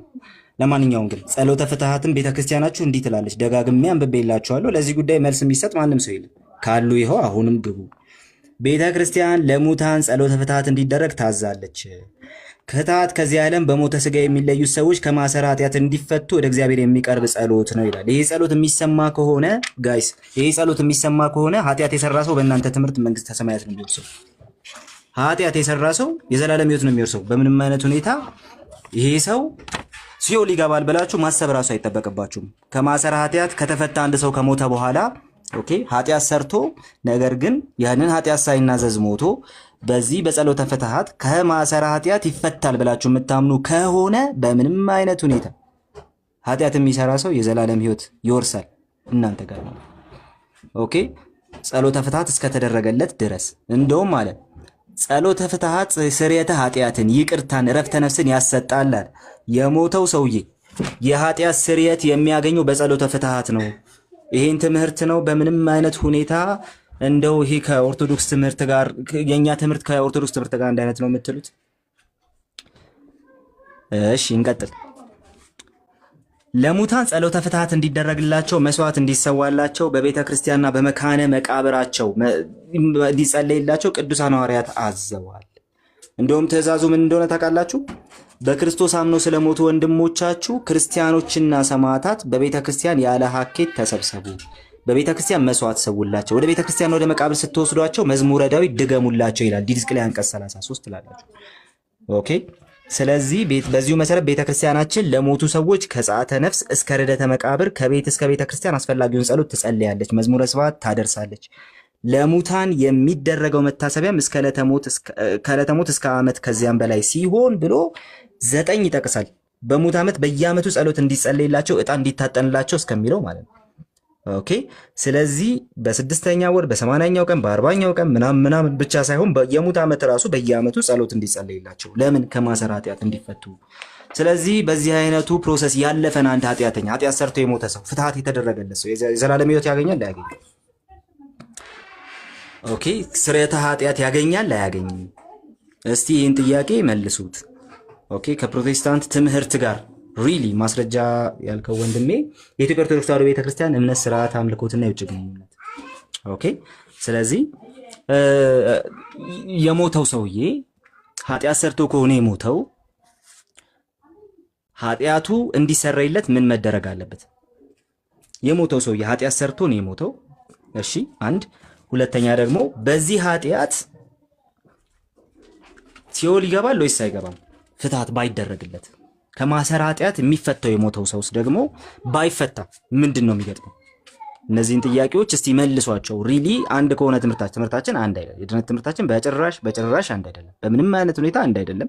ምክንያቱም የእናንተ ትምህርት ይህን ይመስላል። አጋንንታዊ ማለት ይሄ ትምህርት ነው።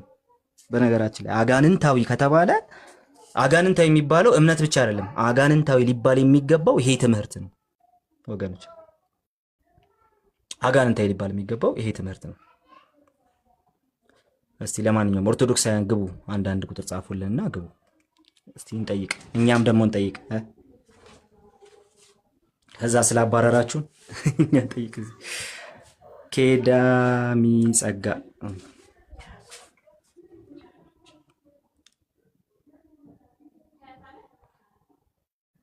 ኬዳሚ ጸጋ አለ።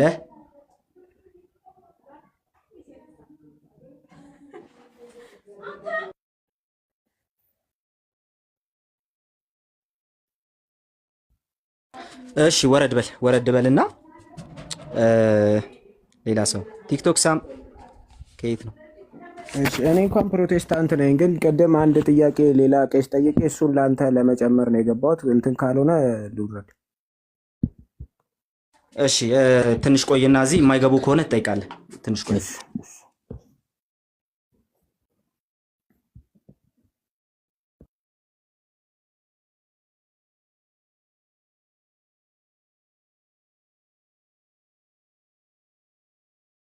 እሺ ኦርቶዶክሳውያን የላችሁም?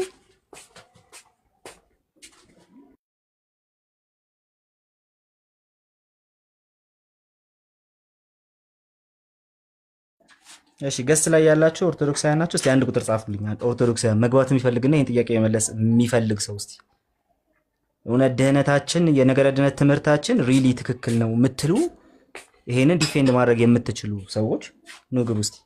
ያው ከዛ ወገኖቻችሁ ስላባረሩ ማለት ነው።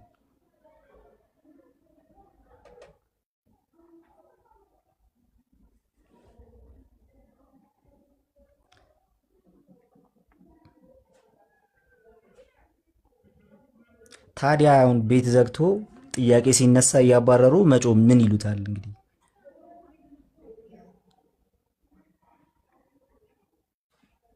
ኑ እስቲ ቃሌ በርታ የሚል ሰው አለና ትገባለህ ወይ?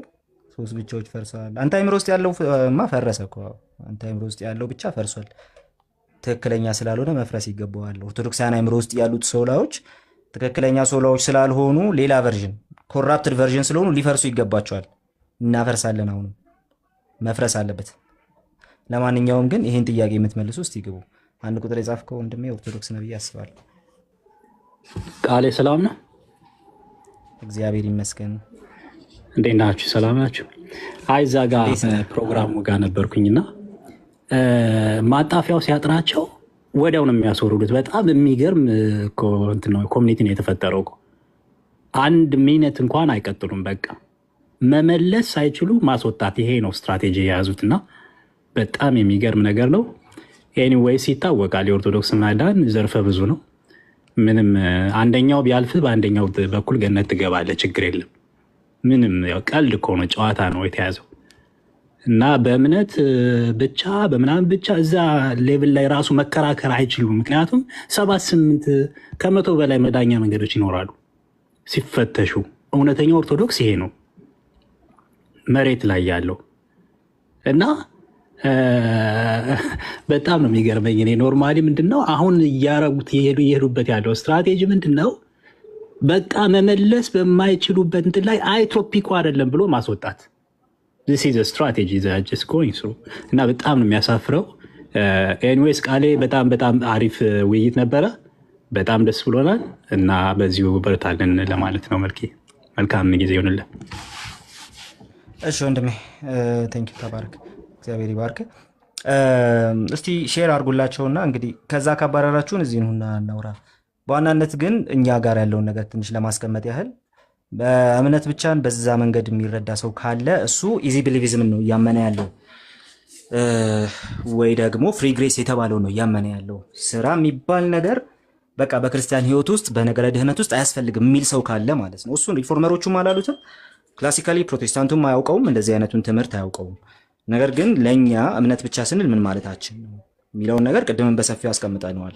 ኦኬ፣ ሁልጊዜም ቢሆን ያንን እኛ ፕሮቴስታንቶቹ መያዝ አለብን ብዬ አስባለሁ። ስንሄድ እዛም ስንሄድ ችግር የሚፈጠረው አሁን ኢዚ ቢሊቪዝምን አምነን ከሄድን ብቻ። ኦኬ፣ አንዳንድ ሰው ካልቪኒዝምና አርሜኒያኒዝምን አምኖ ስለመጣ እምነት ብቻን በቃ የሆነ ችግር ውስጥ የሚከት ይመስሏል። እንደዛ አይደለም። ኦኬ፣ እምነት ብቻ በሁለቱም በጽኑ የሚታመን ስለሆነ ማለት ነው እና ምንም እንትን አይደለም። ግን ኢዚ ቢሊቪዝምን አምናችሁ ከሄዳችሁ ችግር ነው። ሰው ለመጽደቅ በምንም አይነት ሁኔታ ስራ ያስፈልገው፣ በምንም አይነት ሁኔታ። ድህነት ሰፊ ሀሳብ ነው። ከዚህ በፊትም ይህንን ደጋግሜ እለዋለሁ፣ ከዚህ በኋላም ደጋግሜ ነው የምለው። ድህነት በጣም ሰፊ ሀሳብ ነው። ኦኬ፣ በድህነት ውስጥ በትልቁ የነገረ ድህነት ትምህርት ውስጥ ደግሞ ስራ የራሱ የሆነ ስፍራ አለው። መልካም ምግባር የራሱ የሆነ ስፍራ አለው። መጽደቅን ብትመለከቱ ቅጽበታዊ ፊኒሽድ ድነት ቅጽበታዊ ነው ብለን ግን አንቆምም። ወደ መቀደስ ወደ ሳንክቲፊኬሽን ስንመጣ ግን ፕሮግሬሲቭ እና ዴፊኒቲቭ የሚባሉ ሳንክቲፊኬሽኖችን እንመለከታለን። ፕሮግሬሲቭ ሳንክቲፊኬሽን፣ ዴፊኒቲቭ ሳንክቲፊኬሽን ስንል ምን ማለታችን ነው?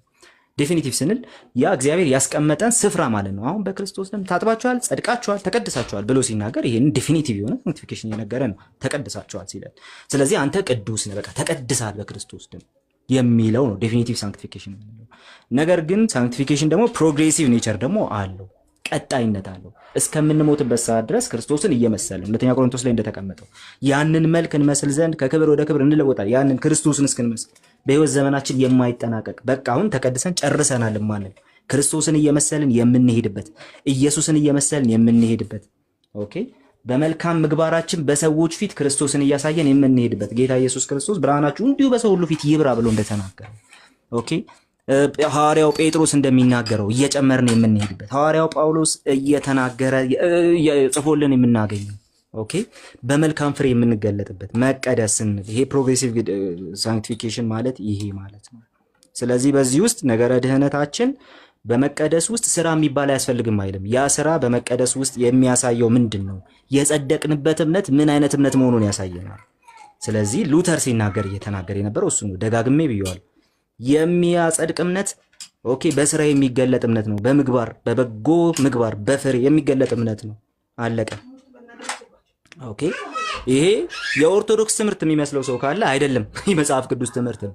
የኦርቶዶክስ ትምህርትማ ድህነትን እስከ ፍትሃት ይወስደዋል። ኦኬ ስለዚህ መጽሐፍ ቅዱስ ትምህርት ነው። ማን ነው ባክዳውን ሂድ ከዚህ። እሺ ስለዚህ እየተነጋገርን ያለነው ነገር ምንድነው? በሰፊ ነገረ ድህነት ትምህርት ውስጥ ስራ የራሱ ቦታ አለው። ምንድነው? የጸደቅንበት እምነት ምን ያህል እውነተኛ እምነት ሕያው እምነት መሆኑን የሚያሳየን ነው የጸደቅንበት እምነት። ኦኬ ስለዚህ አንድ ሰው አምኛለሁ ግን ብሎ በአመጽ ህይወት የሚመላለስ ከሆነ ንስሐ ለመግባት የማይወድ ከሆነ ይሄ የሚያጸድቅ እምነት አይደለም፣ ሕያው እምነት አይደለም፣ የሞተ ነው። ካልቪንም እንደዛው እምነት ብቻውን ያጸድቀናል፣ ያ የሚያጸድቅ እምነት ግን ብቻውን የሚቆም አይደለም ብሎ እንደተናገረው። ስለዚህ የፕሮቴስታንት ትምህርት ይሄ ነው። የምንከብረው በምንድን ነው? የምንከብረው ባመነው በዛው እምነት ነው። ያ ያመነው እምነት ምን ያህል ፐርፌክት እንደሆነ ምን ያህል ኦኬ መልካም እምነት እንደሆነ እግዚአብሔር ራሱ የሰጠን ምን ያህል ድንቅ የሆነ እምነት እንደሆነ የሚያሳየው ግን ያ በመቀደስ ህይወታችን የምንገልጠው የምናፈራበት ነው። ስለዚህ ሰዎች በእምነታቸው ይዳኛሉ፣ በእምነታቸው ይገባሉ፣ በእምነታቸው ይወጣሉ።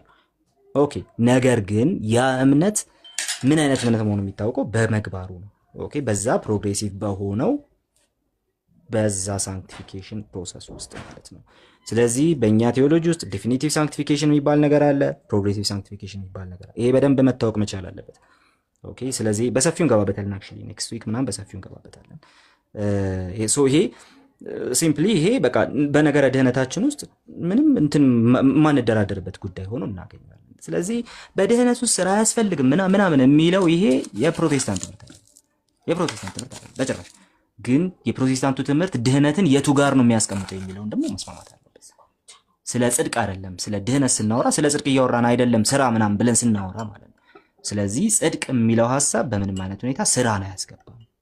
በምንም አይነት ሁኔታ መጽደቅ በቅድሚያ በእግዚአብሔር ፊት የምንታየው በእምነታችን ብቻ። ቀጥሎ ግን ያ የጸደቅንበት እምነት እያፈራልን ይሄዳል። ካላፈራስ በመልካም ምግባር ካልተገለጠስ ይሄ የሚያጸድቅ እምነት አለ። ሲጀምር ሐሰተኛ የሞተ ያጋንንት አይነት እምነት ነው። አለቀ። የፕሮቴስታንት ትምህርት ይሄ ነው። የመጣችሁ ኢዚ ብሊቪዝም ይዛችሁ እንትን አትበሉ። እምነት ብቻ ፈረሰ? አዎ ፈረሰ። የትኛው? የናንተ በእናንተ አይምሮ ውስጥ ያለው ያ የተበላሸው እምነት ብቻ እሱ አዎ ይፈርሳል። በደንብ እናፈርሰዋለን ገና። ኦኬ ስለዚህ በእናንተ አይምሮ ውስጥ ያለው ገና ይፈርሳል፣ አታስቡ። ኤኒዌይ ወደ ኦርቶዶክስ እንመጣ ግን እሱ አይደለም። አንድ ሰው ኃጢአት ቢሰራ ገሃነም ይገባል። ሞቶ ከዛ ከታሰረበት ኃጢአት ባይፈታ ምንድን ነው የሚገጥመው? ከማሰር ኃጢአት እንዲፈታ ከሆነ ሞቶ ከዛ ኃጢአት ባይፈታ እስከሚሞት ድረስ ንስሐ ባይገባ ከሞተ በኋላ ከዛ ኃጢአት ባይፈታ የት ነው የሚገባው? ምንድን ነው የሚገጥመው? ሲጀመር ይሄ የጸሎተ ፍትሐት ትምህርታችሁ ራሱ መጽሐፍ ቅዱሳዊ ነው፣ ራሱ ሐዋርያት አዘዋል ተብሎ የተዋሸበት ማለት። ስለዚህ በነገረ ድነት ትምህርታችሁ ውስጥ በጣም ከባድ የሆነ ክህደት አለ። አጋንንታዊ ማለት የእናንተ የነገረ ድነት ትምህርት ነው እንላለን እኛ። አይቻለኝ እንጂ ስቲኑና ግቡና አንድ ቁጥር ጻፉልን፣ ግቡና አሳዩን። ከዛ ስላባረራችሁ ማለት ነው። ልድገመው፣ ጥያቄ ሲጠይቅ ቢያባረሩም የመጀመሪያ ነው ሳይ የእናንተ ነው። ኤኒዌይ አንድ ቁጥር ጻፉልን እስቲ፣ ግቡና የእናንተን የነገረ ድነት ትምህርት ደምሰ ቃሊ የስ ይቅርታ፣ እኔ ያለሁበት ቦታ ትንሽ የሆነ እንትን ወከባ ነገር አለና የሆነች ነገር ተናግሬ መውጣት ፈልጌ ነው። እሺ ቀጥል።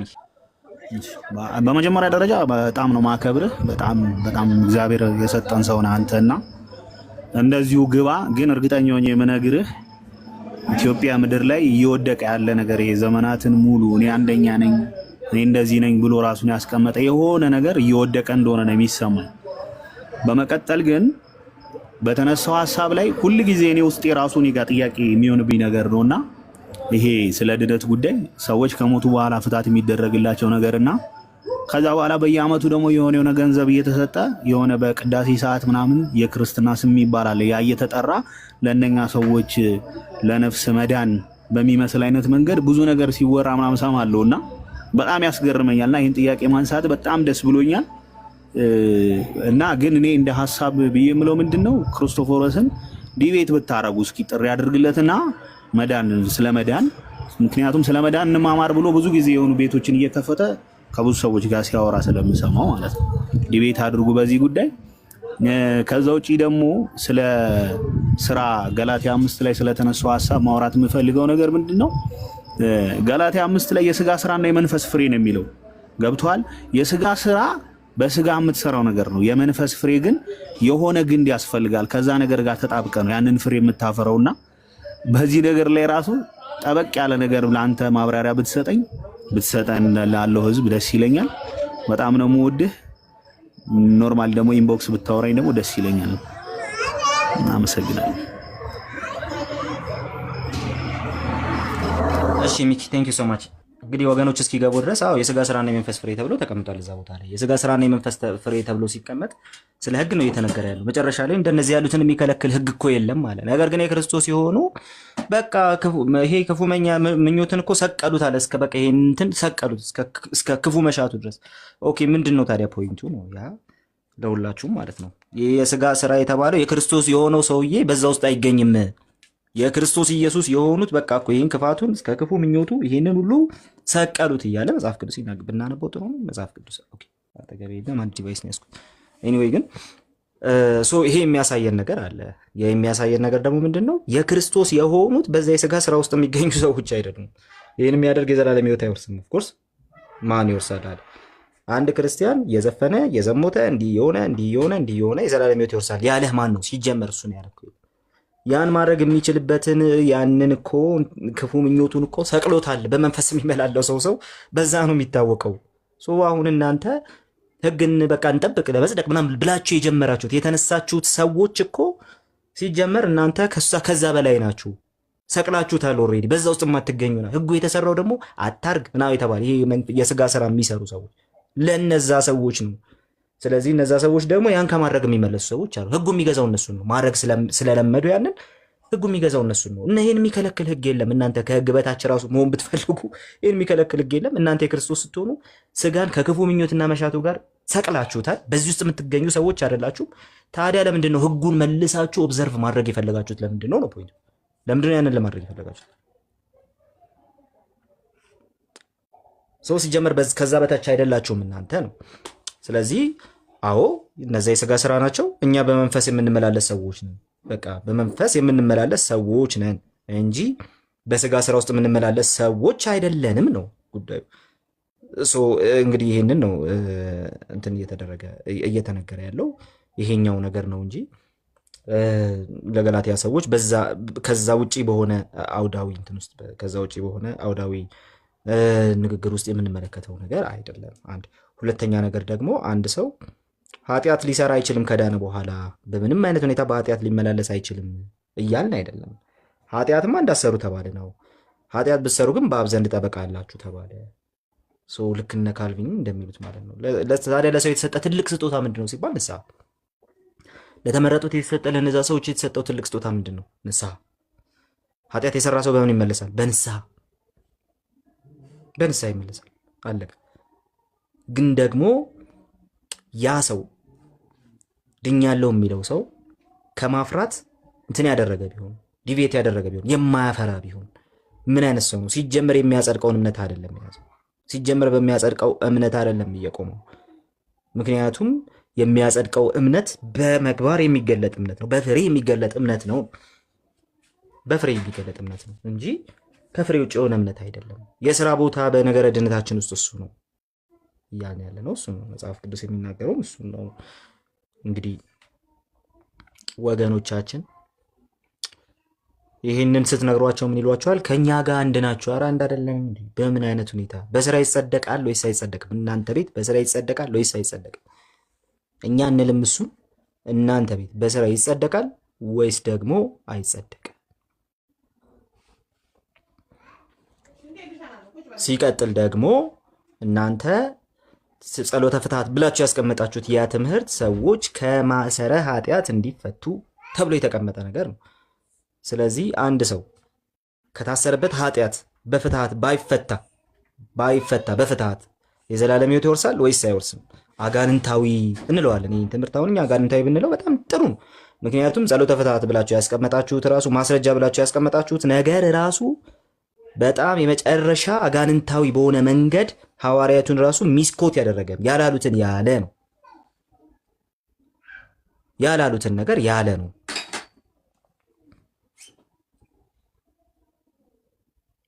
መዝሙረ ዳዊት ድገሙላቸው ስትወስዷቸው የሆነ ነገር ቀልድ ማለት ነው፣ ቀልድ።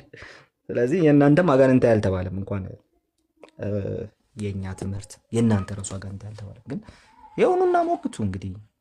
እንግዲህ ስትጠየቁ ሰው የምታባርሩ ከሆነ ኑና ሞግቱ።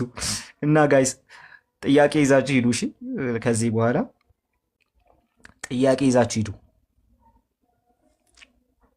ሁሌ ተጠያቂ ስትሆኑ የምትጠየቁትን ጥያቄ ለመመለስ የተዘጋጃችሁ መሆን አለባችሁ፣ ግዴታ ነው። ቀጥሎ ግን እናንተም ጥያቄ ይዛችሁ ሂዱ። ጥያቄ ይዛችሁ ስትሄዱ ዛሬ የተከሰተው ነው የሚከሰትባችሁ። ኦኬ፣ ዛሬ የተከሰተው ነው የሚከሰትባችሁ። በተአምር ነው የማያናግሯችሁ። ምክንያቱም አያችሁ እንትን ነው። አሁን የሆነ ክፉ ነገር የሚሰራበት ቤት ብትሄዱ ከፊት ለፊት ያማረ ቃል፣ ከፊት ለፊት እንዴት ያማረ ነው አብዛኛው ነገር። ከጀርባ ብዙ ርኩሰት ሊደረግ ይችላል። ብዙ መጥፎ ነገር ሊደረግ ይችላል። ስለዚህ ያ ሰው ከኋላው መጥፎ ነገር የደበቀው ሰው ከፊት ለፊት ሁሉን ወልውሎ አሳምሮ ያስቀምጥና እዚህ ተቀመጥ፣ እዚህ እንዳትገባ፣ ቀጥሎ ያለው ቤት እንዳትገባ ይላል። እዚህኛው ተቀመጥ፣ በቃ ለአንተ ይኸው የእንግዳ ማረፊያ ቦታ። ስለዚህ ነገረ ድህነታችሁ ላይ ካላፈራችሁበት እናንተም የምትጠይቁትን መልሱ። ውስጥ የኦርቶዶክሳውያን ይኸው ቻሌንጅ ሲቀርብላችሁ ኑ። ቀጥሎ ደግሞ የእኛ ወንድሞች ውዶች ክርስቲያኖች ይዛችሁ ነው ጥያቄ ይዛችሁ ሂዱ። ስትሄዱ እንደዚህ አይነት ጥያቄ ይዛችሁ ሂዱና ጠይቋቸው። አጋንንታዊ የሚሉትን ሰዎች እንዲህ አይነት ጥያቄ ይዛችሁ ሂዱና ጠይቋቸው። የእኔ ትምህርት ይሄው ይሄ ነው፣ ያንተ ትምህርት ግን በዚህ መንገድ ተቀምጧል። ሐዋርያቱን ጭምር ያላሉትን አሉ ተብሎ ማለት ነው። በድነት እንነጋገራለን ያሏችሁ ይዛችሁ ሂዱ መጽሐፍ ቅዱሳችሁን። ጴንጤ የሚታወቀው መጽሐፍ ቅዱስ ይዞ በመሄድ መጽሐፍ ቅዱስ ይዞ በመቆም ነው የሚታወቀው። በመጽሐፍ ቅዱሱ መሰረት ነው የሚናገረው ራሱ ማለት ነው፣ የሚጠይቀውም የሚመልሰውም። መጽሐፍ ቅዱሳችሁን ይዛችሁ ሂዱ፣ ትምህርታችሁን ይዛችሁ ሂዱ። ከዛ ግን ከትምህርታቸው አንጻር ጠይቋቸው እና ዛሬ የተከሰተ ይከሰታል። እና እኔ ግን ይህን እላለሁ፣ ከጀርባ እንደዚህ የተመታ ትምህርት ሲኖር ከፊት ለፊት የሆነ ነገር ይዘህ ትመጣና በቃ ይህ ነው ትምህርት ይላል። አረ ይሄኛውን እኮ እስኪ ልጠይቅህ፣ ሂድልኝ ብትሄድ ይሻላል። ለማንኛውም ይመቻችሁ ጌታ። ለማንኛውም በኋላ ስለምከፍት መልሼ ዘጋዋለሁ። አሁን ጥቂት ብቻ ነው። እሺ ወንድሜ ቲክቶክ ሳም።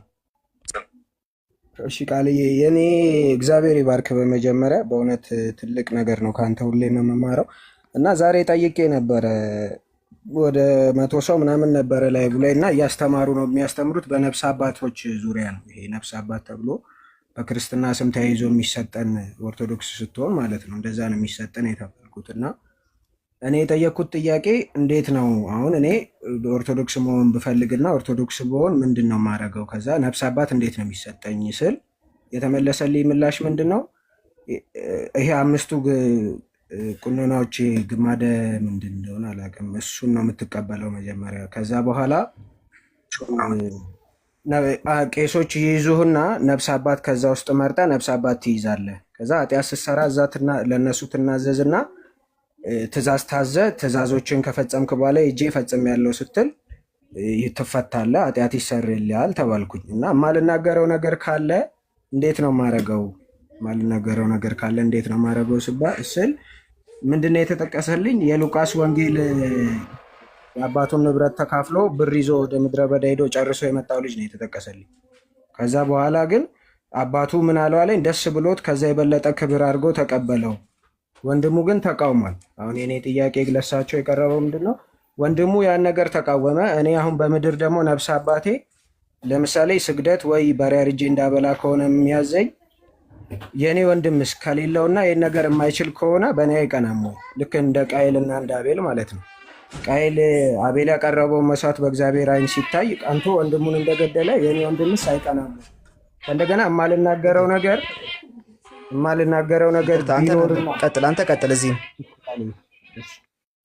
የማልናገረው ነገር ቢኖርና በውስጤ ይዤ ግን የምናዘዘው ነገር ኖሮኝ ብናዘዝና እነዚ ኃጢአቶች ቢሰረዩልኝ ትእዛዙን እንኳን ብፈጽም በእነዚህ ኃጢአቶች ሲኦል እገባለሁ ወይ አልኩኝ። በእነዚህ ኃጢአቶች ባልተናገርኳቸው ሲኦል እገባለሁ ወይ ስል መናገር አለብህ። ምክንያቱም ደግሞ ምሳሌ ላይ እንደተጻፈው እንደ ዳዊት ንስሐ ስትገባ ትድናለህ ተባልኩኝ። ዳዊት ወደ ማን ነው የጸለየው? ወደ እግዚአብሔር ነው የጸለየው። እኔ እንዳነበብኩትም ክፍሉን ከፍተው ነው ያነበቡልኝ። ዳዊት ወደ እግዚአብሔር ጸለየ እንጂ ወደ ሰው አልጸለየም። እና ይሄ ሰውዬ እዚህ ጋር አሁን እኔ የማልናገረውን ነገር ይዤ እሱ የተናገርኩትን ቢፈታኝ እንኳን እንዴት ነው ሲኦል እገባለሁ ወይ ስል አይ ፍርድ የእግዚአብሔር ነው፣ ፍርድ የእግዚአብሔር ነው፣ ላትገባ ትችላለህ ሲሉኝ አሜን በቃ ፍርድ የእግዚአብሔር ከሆነ እግዚአብሔር ብቻ ነው የሚፈታኝ ብዬ ወጣው። ይህንን ለመናገር ነው ቃሌ። ነፍስ አባት እንዴት ነው የሚፈታን ብሎ ሰው መጠየቅ አለበት ብዬ አክቹዋሊ የንስሐ አባት ጉዳይ ያው ብዙ ጉዳይ ያለው እንደሆነ እናውቃለን። ያው እዚህ አይወራም እንጂ ብዙ ጉዳይ ያለው እንደሆነ እናውቃለን። ኤኒዌይስ ግን ንስሐ አባት ኖሮም የዘላለም ሕይወት ዋስትና የለም። ለዛ እኮ ነው የምንለው የእናንተ ትምህርት በጭራሽኛ ትምህርት ፊት ለፊት መቆም አይችልም። ነገረ ድነት ላይ በምንም አይነት ሁኔታ መቆም አይችልም።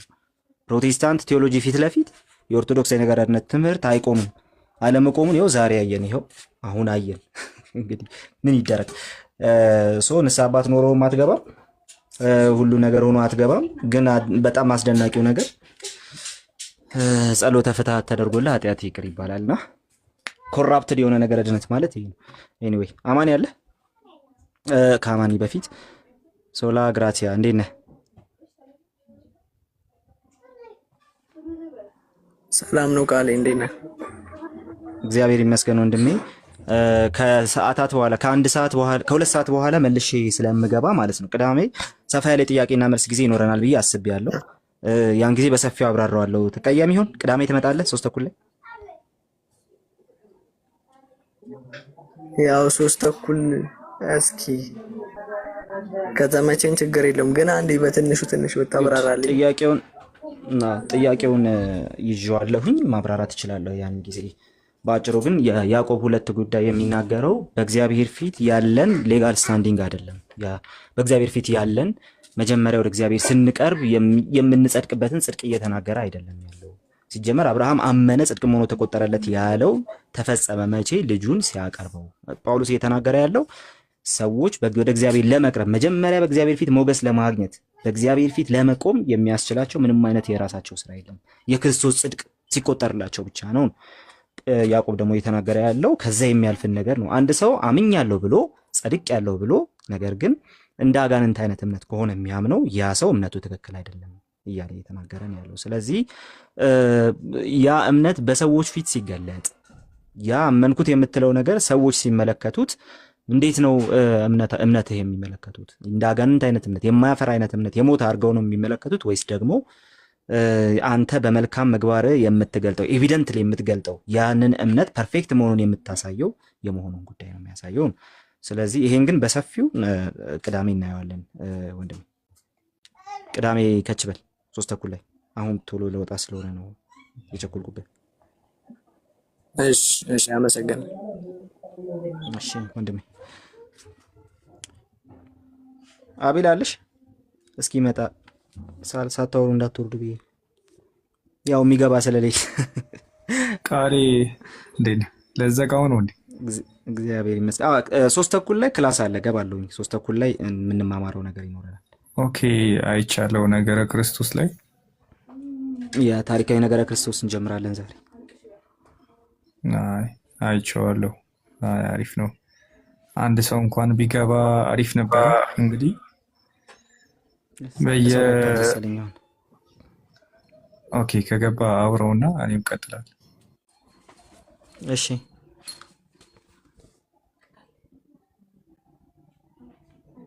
አለህ ቡዜ አለህ ወይ አለሽ? ኦርቶዶክስ ከሆንክ ወይም ከሆንሽ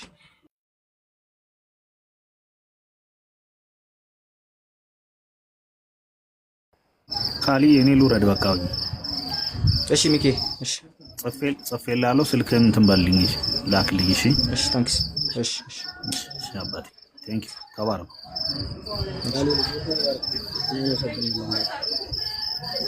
ቡዜ አለህ ወይ አለሽ?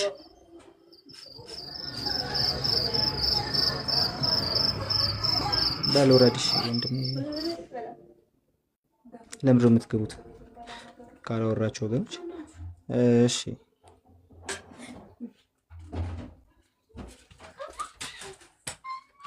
መጣህ ወንድሜ? ሀሳቢ ቀጥልሽ አንተ ቀጥልና አማን ይጨርሳል። ኦኬ። አይ የኔ ሀሳብ ምንድን ነው? አምስቱ ሶላዎች ቅድም አንተ ከመግባት በፊት ከአማን ጋርም ሲያወራ የነበረው ነገር ነበርና ከአምስቱ ሶላዎች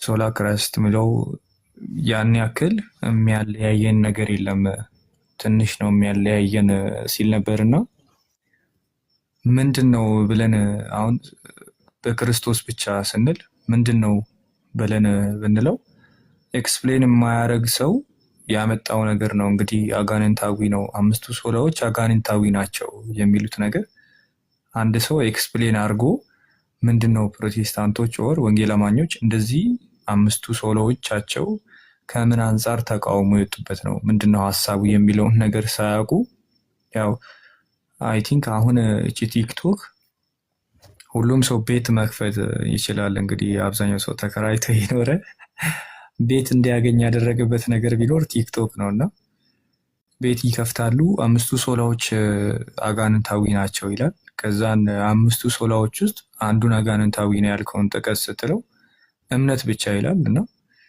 እምነት ብቻ ስትል ምንድን ነው እያልክ ያለው? ቅድም እንዳልከው አሁን ክርስቶፈርስ የሚባለው ሰው እምነት ብቻ ስንል በላይ ኤክስፕሌን ካረከው በኋላ ካየኸው በቃ ትክክል ናቸው ብሎ አመንና ምን አለመልሶ የኛ ትምህርት ነው ተመሳሳይ ትምህርት ነው ያለን አለ።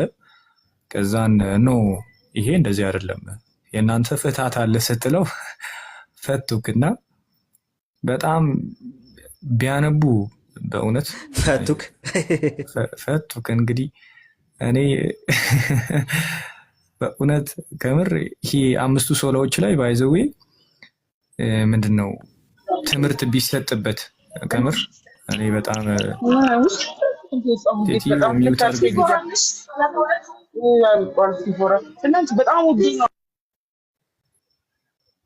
የነጋዴ ነገር ሲፎራ ትላለች። ቀጥል ቀጥል።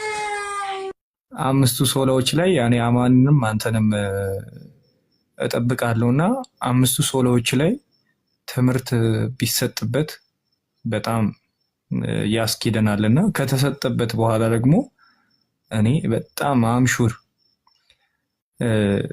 ተቃውሞ የሚመጣ ኦርቶዶክስ ራሱ አለ ብዬ አላስብም። ያንን ትምህርት ሰምቶ በኋላ ምንድነው እያሉ ያሉት ባይብሊካል ኤቪደንሳቸው ምንድነው የሚለውን ነገር ሰምተው በኋላ የሚቃወም አይመስለኝም። ቅድም ክርስቶፈርስ እንዳለው የኛ ትምህርት ነው ብለው ከኛ ጋር እንደሚሞግቱ በጣም አምሹር እርግጠኛ ነኝና ለኦርቶዶክሳውያን ወንድም እህቶቻችን ምንድነው የምንለው? አንብባችሁ ሞግቱን። ምን እያለን እንደሆነ አንብቡና ሞግቱን፣ ከዛ በኋላ እናወራለን።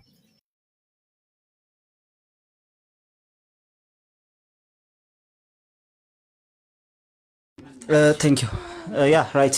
ቅድም እንዳልኩት ነው ትክክለኛው። እኔ ይሄን ማለቴ ነው ስትላቸው ሶላው ፈረሰ ይላል። እንዴ ምኑ ነው ይፈርሰው? አንተ አይምሮ ውስጥ ያለው ሶላ ይፈርሳል። አዎ ገና ይፈርሳል። አንተ አይምሮ ውስጥ ያለው ሶላ እኛ ያላልነው ነው። ስለዚህ ለምን አይፈርስም? በደንብ ነው እናፈርሰው እንጂ ቀላል እናፈርሳለን። አንተ አይምሮ ውስጥ ያለው ሶላ እኛን ለመክሰስ ፕሮቴስታንቱን ለማጥላላት የሚያስችል ኦኬ፣ በዛ መንገድ ሰርተ በልክ የለበስከው ሶላ ነው። አንዳንዴ ስትፈልግ ስድስተኛ ሶላ ይዘህ ትመጣለህ። ሶላ ማነው የባለፈው ምን ነበር? ስግደት ለእግዚአብሔር ብቻ። ምን ሶላ ስግደት ለእግዚአብሔር ብቻ ብለህ ትመጣለህ። ኦኬ ሲጀመር የማታውቁትን ትምህርት ዝም ብላችሁ አጋንንታዊ ናቸው ማለቱ ምን ይሰራል? በተደጋጋሚ እንዳልኩት ነው፣ ይሄ ፈሪሳዊነት ነው። ልክ ፈሪሳውያን ኢየሱስን በትክክል ሳያውቁት ገና አጋንንታዊ እንዳሉት ሁሉ እናንተም እንደዛው እያላችሁ ስለሆናችሁ ልክ ነህ አቤላ። ግን እናንተ ውስጥ ያለውን ገና እናፈርሳለን። ፈረሰ ስትሉ እናንተ አይምሮ ውስጥ ያለው ሰው ላይ እየፈረሰ እንደሆነ እየነገራችሁ ነው። እናመሰግናለን። እኛ ግን እንቀጥላለን። ቡዜ አለ ያለሽ ሰላም ነው? እንዴት ነህ ወንድሜ? እሺ ጥያቄውን ለመመለስ ነው መቼም የገባኸው አይደል? ይሰማል። ጥያቄውን ለመመለስ ነው አይገባኸው? እኔ ስገባ አንድ ልጅ ከላይ ነበርና የእሱን ጥያቄ ግራ ገባኝና ስትመልስ እሱን ለመጠየቅ ነው የገባሁት። ኧረ ጥያቄ ጠይቀን እሱን አትመልስም? የከፈትነው እኮ ጥያቄ ይዘን ነው። ከዛ ስላባረራችሁን ጥያቄ ይዘን የከፈትነው። እዚህ ጋር ርዕስ የላችሁም ደግሞ ዝም ብላችሁ የምትወያዩ መስሎኛል። ኧረ ይሄው በቃ ልጻፍ፣ ጸሎተ ፍትሐት የሚል ርዕስ ልጻፍልህ። ለማንኛውም ግን መጀመሪያ ስላልነበርክ ነው እና ጥያቄ እየጠየቅን ነበረ። ስለዚህ ትመልሳለህ። ጥያቄ ልጠይቅ ነው የገባሁት። በቃ ሌላ ቀና ወንድሜ። ጎበዝ። ሌላ ቀና ቤቲና አለሽ? አማኒ ወጣ መሰለኝ። ሃይ በሉና በቃ እንዝጋ። 3 ተኩል ላይ ስለምከፍት መልሽ። ቃል ያለው መስፍን የሚባለውን አስገባው እየተባልኩ ነው። ግን አይተው ልኮልህ ከሆነ አስገባው እስቲ እሱን አንዴ። ልኮልህ ከሆነ አይ እንዳይነሳው አይልክም። በእርግጠኝነት አይልክም። በምንም አይነት ሁኔታ አላከም። ልኮ ነበር ቃልዬ። የለም እንግዲህ ያው ገስት ላይ የለም። ያው አሁን ይላክሽ ላክ በል። ልኮ ነበር። አዋርድ አማኒ ናግባ።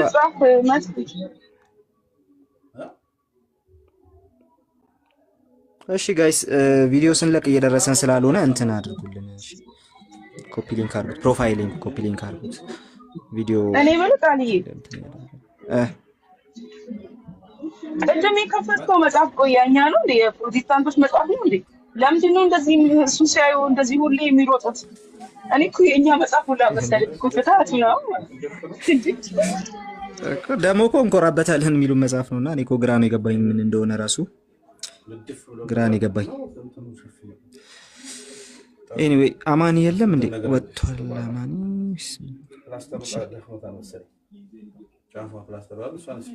አንድ ሰው ብቻ ላስገባ ከዚህ ከታች ባካችሁ። በኋላ እንገናኝ እሺ ጋይስ፣ መውጣት ስላለብኝ እንግዲህ ያባረሩን ሰዎች ከመጡ ብዬ ነበር። ኤኒዌይ ባይ ግሬስ አለክ። ባይ ግሬስ አላወራህም መሰለኝ እስካሁን። ሰላም በለንና እንውጣ። ቃልዬ አለው ድምጽ ይሰማል? ይሰማል። እንግዲህ እነሱ አንዳንዴ ከላይ የሆነ ረዥም ልብስ ይለብሱና ከታች ውስጣቸው ሲገለጥ ግን የመዳን ትምህርታቸው በጣም አስቸጋሪ ነው። ማለት ቀይጠው ነው ሊሸጡ የሚፈልጉት ትምህርታቸው ማለት ነው። ቅድም እንዳልከው ነው። አሁን ስትነካቸው አይ ዋናው ነገር ላይ እናውራ ይላሉ። ዋናውን የሚነካውን ግን የማይሆን ትምህርቶችን ከስር አስቀምጠው ከላይ መጽሐፍ ቅዱስ ላይ እናውራ ይላሉ። ገድል ሲነካ አይወዱም። ቅድም እንዳነሳው የፍታት ጉዳይ ሲወራ አይወዱም። ከዛ በስራ እንጸድቃለን ይላሉ። ነገር ግን ምንም ስራ የሌላቸው በክርስቶስ እንኳን ማያምኑ ብዙ ነፍስ የገደሉ ምን በሚካኤል ክንፍ በምን እያሉ ከስር ደግሞ ማአት ነገሮችን ያስቀምጣሉና እነዚህ አይነት ነገሮች ኤክስፖዝ ሊደረጉ ይገባልና በርታ ነው የምልህ። አይ ቲንክ አሁን ልትወጣ ነው አንተ። እንቀጥላለን። ተባረክልን። እሺ ታንክስ ተባረክ። እግዚአብሔር ይባርክ። ጋይስ መልካም ጊዜ ሆነላችሁ። 3 ተኩል ላይ አሪፍ ትምህርት እንጀምራለን ዛሬ። ሂስቶሪካል ክሪስቶሎጂ እንጀምራለን። አቤላ ቀደም ያልከውን በደንብ ሰምቻለሁ። ሶላዎቹን እንጀምራለን። በደንብ አድርገን ነው የምንጀምረው። እስቲ ዲቤቶቹ ይለቁ ብለን ነው። ከዛ በኋላ ግን እንጀምራለን ሶላዎቹን በደንብ አድርገን። ከዛ በኋላ እስቲ እናያለን ደግሞ ምን ብለው እንደሚመጡ ወገኖቻችን። ስለዚህ ዲቤቶቹ አሁን ከአማኒ ጋር ይቀጥላል መሰለኝ ልደት። ከዛ በኋላ ደግሞ የሚሆነውን እናያለን ማለት ነው። ሶ ጋይስ መልካም ጊዜ ይሁንላችሁ። በኋላ 3:00 ላይ እንገናኝ። እሺ ቃሌ ባይ። እሺ ባይ።